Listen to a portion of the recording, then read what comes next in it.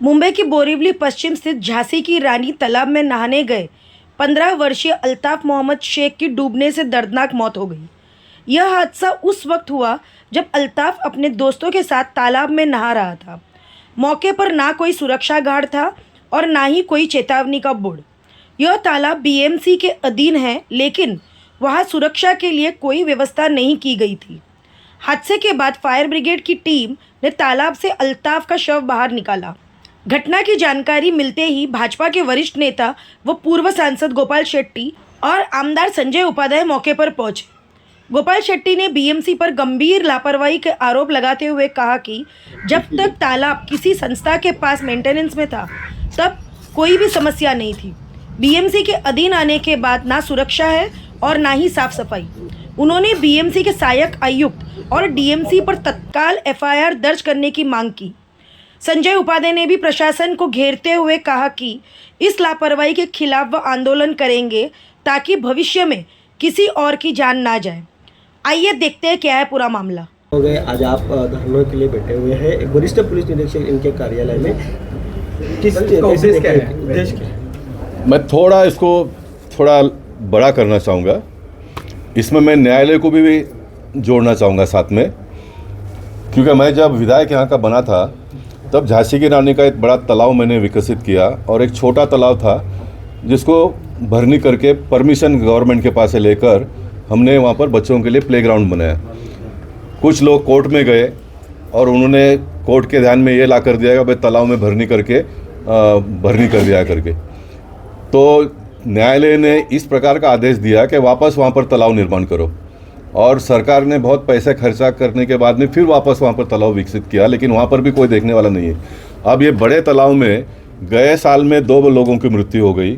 मेरा सारा पत्र लिखा हुआ एमएचबी पुलिस चौकी में है, किसी ने ध्यान नहीं दिया। इस साल वापस एक अल्ताफ नाम का लड़का उसमें पानी में डूबकर उसकी मृत्यु हो गई है।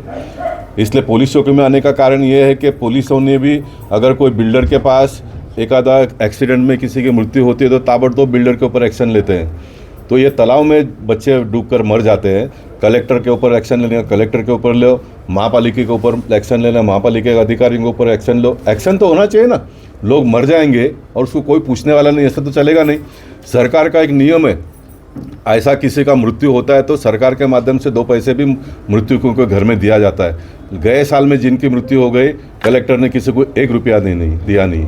मैं अभी यहाँ पर धरना पे बैठने के बाद में संजय उपाध्याय जी ने एक अच्छा रास्ता निकाला कि भाई पुलिस को हम थोड़ा समय देंगे, और एक विधायक ने कहा तो मेरा एक फ़र्ज़ बनता है कि मानना, और मैंने उनकी बात को मान लिया। पुलिस ने हमको लिखित में कहा कि हम जल्दी से जल्दी जिनके ऊपर भी कार्रवाई करनी होगी हम करेंगे, और कार्रवाई किसके ऊपर करेंगे तो मेरा क्लियर कट है, मैं कोई छुपाता नहीं उसको। महानगर पालिका के अधिकारियों के ऊपर कार्रवाई करना पड़ेगी, पुलिस को एफआईआर लेना पड़ेगा। सर, तो क्या इनके साथ महानगर पालिका के आयुक्त भूषण गगन, इनका ही नाम आगे आएगा? देखिए, जवाबदार वो है।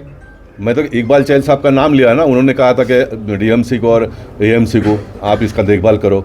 अब कमिश्नर का आदेश अगर वो नहीं मानते हैं तो अभी कमिश्नर ने देखना चाहिए क्या करने का करके, उनके ऊपर कमिश्नर ने देखना चाहिए, और उसके बारे में मैं करूँगा ना। एक ही दिन में तो पूरा नहीं करने का है। मुझे असिस्टेंट म्यूनसिपल कमिश्नर के ऊपर जाना है, डिप्टी म्यूनसिपल कमिश्नर के ऊपर जाना है, कमिश्नर के ऊपर जाना है, किसके ऊपर जाने का वो मैं देखूंगा ना आने वाले दिनों में। अब पुलिस क्या कार्रवाई करती है आने वाले 24 घंटे में, 48 घंटे में, वो मैं देखूंगा। फिर उसके बाद में मुझे जो भी करना हो मैं करूँगा।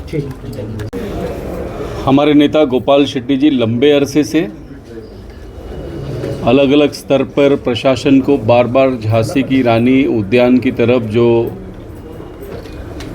प्रशासन का ध्यान नहीं है, जो सुरक्षा से लेके अनेक बातें हैं, उस ओर उनको सचेत करने का काम किया, लेकिन प्रशासन अब भी कुंभकर्ण की नींद में सोया हुआ है।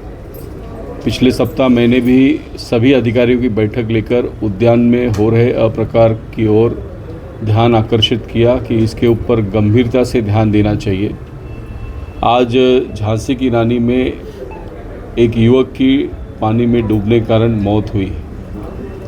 इसका जिम्मेदार कौन, ये तय होने की आवश्यकता है, और इसके लिए जब वहाँ पे न सुरक्षा रक्षक है न लाइफ गार्ड है, तो इसमें इस प्रकार के अपघात पहले भी 2 बार हुए, और अगर प्रशासन अपनी गलतियों से सबक नहीं लेता तो फिर ये जनप्रतिनिधि की जवाबदारी है कि वो जवाबदेही निश्चित करे, और उसके लिए हम पुलिस स्टेशन में गोपाल शेट्टी जी के नेतृत्व में धरने में बैठे हैं। सभी वरिष्ठ महानगर पालिका के और पुलिस के अधिकारियों से बातचीत करने के बाद तुरंत 48 घंटे के अंदर संबंधित जवाबदेह व्यक्ति पर गुनाह दर्ज किया जाएगा, इस प्रकार का आश्वासन मिलने के बाद हमने पुलिस को कार्रवाई करने के लिए सहमति दर्ज की है। और हमें पूरा विश्वास है कि कम से कम पिछली गलतियों से सबक लेते हुए पुलिस इस बार किसी की तो जवाबदारी सुनिश्चित करेगा और संबंधित व्यक्ति पर यह बच्चे की मौत का गुनाह दर्ज करेगा।